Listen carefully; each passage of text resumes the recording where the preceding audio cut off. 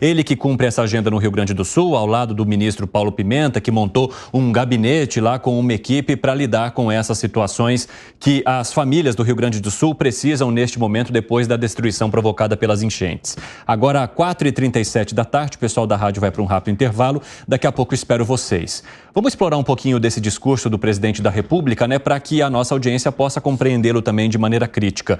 E aí eu vou começar contigo, Fábio Piperno, porque o presidente se coloca entre as 3 pessoas mais experientes da política aqui no país, né, ao longo de muitos anos, citando inclusive Dom Pedro e também Getúlio Vargas. A gente sabe que o governo do PT já ocupou o cargo por muito tempo, também no Rio Grande do Sul. E eu queria entender de que maneira, então, políticas de prevenção em algum momento precisariam ter sido implementadas ou que agora essa situação sirva de exemplo, porque, como o próprio presidente da República mencionou, para se construir, gasta-se muito e leva-se muito tempo, mas para se destruir são questões de segundos. Fala para mim, Piperno, quero te ouvir. Bom, nessa questão que você citou, né, dele ter se colocado aí como o terceiro que mais tempo ficou no poder, enfim, é verdade, né? Dom Pedro II foi, né, quem mais tempo governou o Brasil.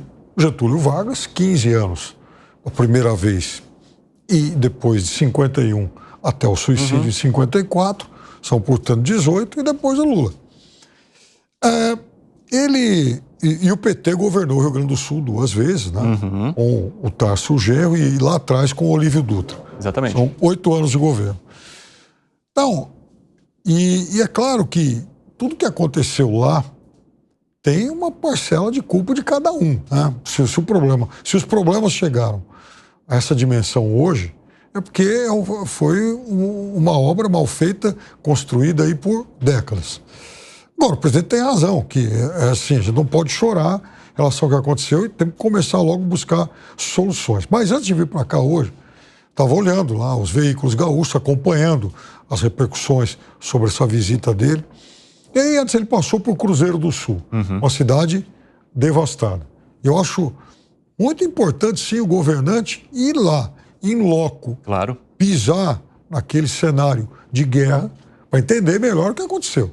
Brasília está muito distante disso. É necessário estar lá. Eu acho que ele fez muito bem. E é o que se espera, né? eu confesso para você que se eu estivesse no lugar dele, andando lá por aquela região, muito provavelmente eu me emocionaria também, porque o que eu vi nas imagens é um cenário aterrorizante. Imagina lá em loco. Agora, lá em Cruzeiro do Sul, ele fez uma prévia desse discurso. E me parece que a grande mensagem dele é em relação ao que está acontecendo nesse emaranhado burocrático que às vezes faz com que as soluções que devem ser urgentes demoram muito. O Brasil tem esse emaranhado de regras e que muitas vezes é um labirinto que ninguém consegue decifrar. Mas isso foi feito diante do histórico de corrupção também que temos aqui no país, né? Então, quando você tem um histórico como esse, você começa a colocar um monte de regras justamente para impedir. Só que em determinados momentos essas regras são prejudiciais, e é isso que eu estou dizendo. Essas regras são prejudiciais, mas elas também tiveram uma razão para existir. Como lidar com isso, né? Como também encontrar brechas para que no momento em que a população precisa rapidamente, os governos consigam atender sem a desconfiança de que esse dinheiro não será aplicado da maneira como deveria. E o pessoal da rádio está de volta e nós estamos comentando aqui o discurso do presidente da República que vocês também ouviram. Pode continuar, Pipe. Eu concordo contigo no sentido de que esse cipoal de normas, ele é uma espécie de, também de... rede de proteção. Exatamente. Uma rede de proteção, uma rede sanitária contra, né, os ataques ao patrimônio público que historicamente já foram feitos. Mas o Brasil já teve, por exemplo, o Ministério da Desburocratização, né, no fim da década de 70, de tanta regra que o Brasil cria. Historicamente o Brasil cria muita regra. E aí, num momento como esse, em que a urgência faz sim muita diferença, porque quem está desabrigado hoje, ele quer casa para hoje. Claro. O recurso que está liberado hoje, se chegar daqui 30 dias, vai fazer muita diferença para quem está passando fome e desabrigado hoje. E essa é a angústia do presidente. Agora, vejam só, ele não está angustiado com essa lentidão só por conta dessa história do Rio Grande do Sul. É bom também a gente voltar um pouquinho no tempo, porque ele já andou passando uns pitos aí, ministro, porque realmente há coisas que são demoradas demais. E esse caso do Rio Grande do Sul especificamente, ele precisa ser resolvido com muita celeridade. José, o presidente da República tem razão ao criticar a burocracia ou a dificuldade de liberação de verbas por parte de alguns ministérios? Tem muita razão. O Piperno lembrou aí do Lustosa, né? Que foi o ministro, aliás, antes do Lustosa foi o Beltrão, né? Foi o primeiro ministro da desburocratização, para ter uma ideia. E o governo do ex-presidente Jair Bolsonaro trabalhou muito contra isso. O Paulo Guedes montou uma equipe aí só para buscar decretos inúteis ou que atrapalhavam, e fez um tipo de revogaço, né, de revogar vários decretos que atrapalhavam a vida do país. Conversei com o governador de Minas, que disse que chegou lá e encontrou um emaranhado de normas que tornava a vida de futuros investidores impossível. Então, o Estado tem isso. Agora, existem leis boas que não é burocracia, mas garantia. Por exemplo, os tucanos aprovaram, o Fernando Henrique aprovou uma lei fantástica, que é de responsabilidade fiscal. O Serra vivia aqui brigando contra os fundos constitucionais, que engessam. Essa história de obrigatoriedade para investir tantos por cento na educação, tantos por cento na saúde, enfim, isso tudo engessa o governo. E eu, Zé Maria Trindade, preocupado com o que acontece aqui na América do Sul. E vivo perguntando e ninguém tem uma resposta. O que está acontecendo nesse continente que não desenvolve? A Europa se desenvolveu, a América do Norte se desenvolveu e nós estamos aqui marcando o passo. E a resposta, invariavelmente, é assim. É esse discurso do presidente Lula, ou seja, a política. É isso que segura e que engessa o nosso continente. Vamos pensar, é um continente rico, um continente bom, que tem um clima maravilhoso e que perdeu, por algum motivo, o desenvolvimento do tempo. Esse trem maravilhoso que levou a Europa ao que é a Europa. E a América do Norte também. Então, isso tudo tem a ver. Agora, o discurso do presidente Lula é do jeitão dele e da política. Parece que está num comício, parece que está em cima de um palanque e falando pela quinta vez. E esse jeito de fazer política é emocional, né? Emocionalizar. E é isso, é esse o tom do discurso dele, prometendo pela quinta vez uma situação de não largar a mão dos gaúchos. E ele tem razão. É um momento em que, olha, a tragédia lá ainda está em andamento, né? Não acabou, ainda está em andamento. E é bom que pensem já na reconstrução. Em alguns exemplos da humanidade, países, estados que passam por isso, acabam se desenvolvendo, porque há logo depois uma união de esforços que alavanca qualquer país, muito dinheiro correndo, emprego e desenvolvimento, que Deus nos ajude a fazer com que isso aconteça no Rio Grande do Sul. Agora, a pressa é necessária, né? Porque, como diria o Betinho, né? Quem tem fome tem pressa. Gustavo Segré. Primeiro, eu quero me desculpar perante a audiência pelo comentário do presidente dizendo que quando alguém morre, no dia depois é esquecido. Eu perdi um amigo, muito amigo, no dia de outubro de 2004 e um irmão da vida perdeu a filha dele na mesma época. E garanto, não tem um dia que a gente esqueça de uma pessoa que pode ter falecido e que a gente gostava muito. Pessoas que perderam pais, mães, filhos, sabem do que estou falando. Então, a minha desculpa com emoção, porque o presidente não está falando pela maioria das pessoas que perderam alguém. Em termos de esse comício que Zé Maria está mencionando, é lamentável. Eu me pergunto onde estaria, nesse momento, o governador Eduardo Leite, que constitucionalmente deveria estar nesse lugar. O governo federal colocou o ministério com um possível candidato à governação no ano 2026. Tomara que não, porque aí tiraria esse meu argumento dizendo que foi colocado aí por um oportunismo político. E ele menciona como bom populista, populismo. Vamos construir a casa de todo aquele que perdeu a casa. Eu gostaria de saber em que lugar do orçamento vai ser possível colocar isso sem que o Congresso possa aprová-lo. Se o Congresso não aprova, tudo isso vai por água abaixo. O trocadilho aplica.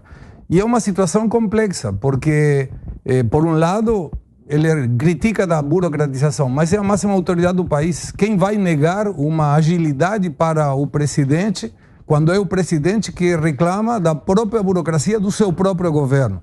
É estranho. Mas o presidente está certo, ele sabe muito bem como fazer que um governo destrua tudo o que ele mesmo construiu. E foi o presidente Dilma Rousseff que destruiu muitas das coisas que o presidente Lula conseguiu construir durante muito tempo. Finalmente, as questões vinculadas à economia têm um limite, que é o recurso. Se o recurso não está, o resto é pura narrativa. Fala, Gani. Bom, vamos lá, né? No discurso dele tem vários pontos, então, pontos muito ruins que o Zé trouxe aí uma análise precisa em relação ao comício que ele faz, apela à pré-emoção. Essa parte eu não vou comentar, isso não interessa. Então, vamos se ater aqui à parte que interessa. Ele faz, com alguma razoabilidade, um diagnóstico correto em relação à situação do Rio Grande do Sul.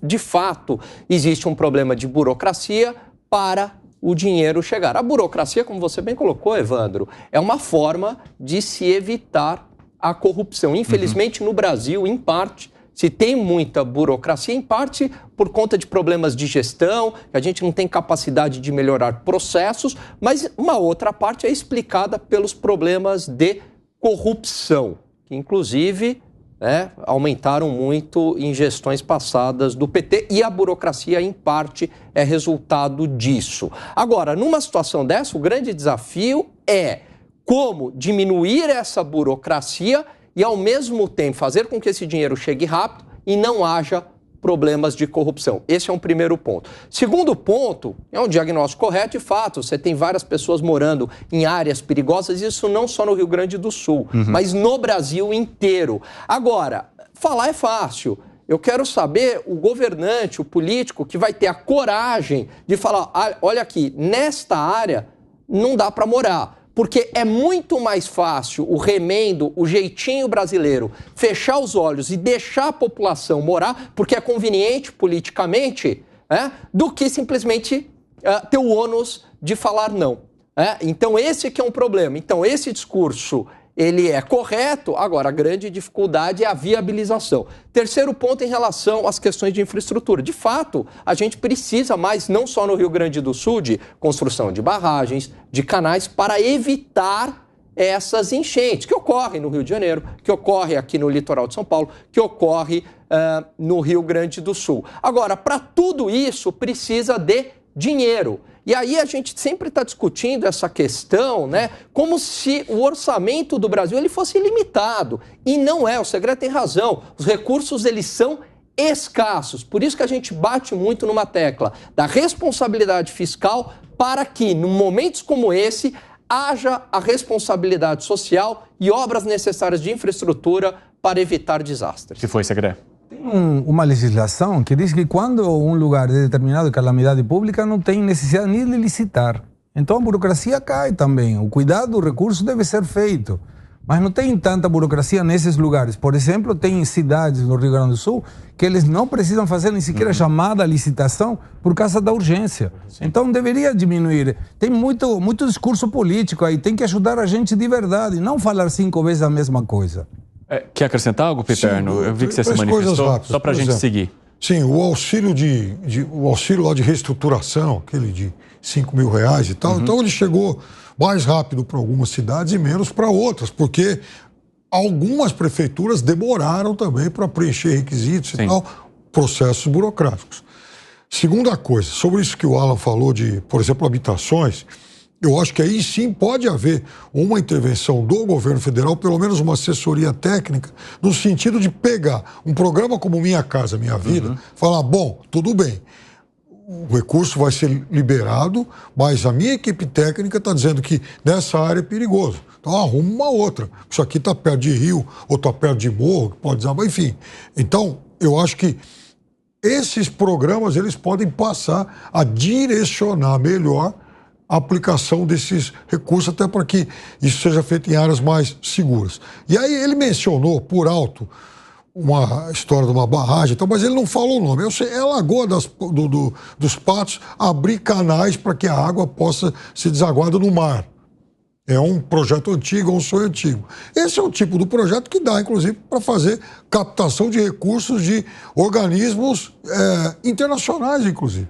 Não necessariamente que vai sair agora dos cofres públicos, mas esse é um dinheiro que dá para captar lá fora. Pessoal, agora 4h52 da tarde, então a gente fez aqui um combo de avaliação desse discurso do presidente da República no Rio Grande do Sul.